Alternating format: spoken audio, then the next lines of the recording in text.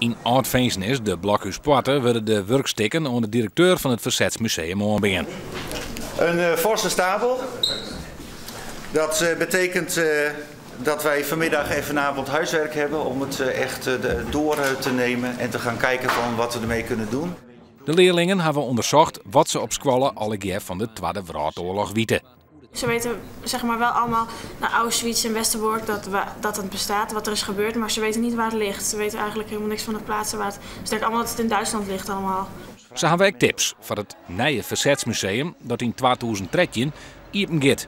Dat jouwt dus wel een spoor, hè? Dat we kunnen zien van wat moeten we doen om die interesse te houden, aan te wakkeren zelfs.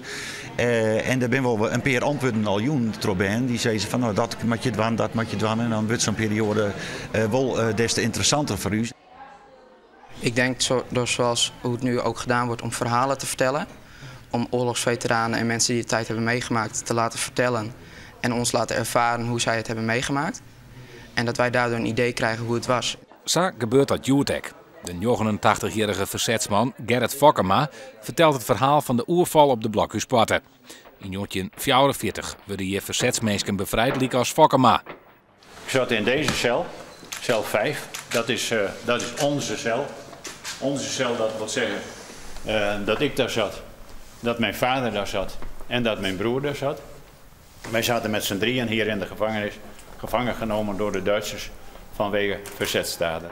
Dat hij het nog kan vertellen, dat vind ik al heel bijzonder. En het verhaal zelf is ook gewoon heel indrukwekkend. Dat het gewoon allemaal gewoon perfect liep en dat vind ik wel heel mooi. Maar er binnen heel dit minder mensen die de oorlog meemaken ha. De grote vraag is dan ook, hoe kunnen de verhalen van Doe ook in de toekomst net vergeten worden?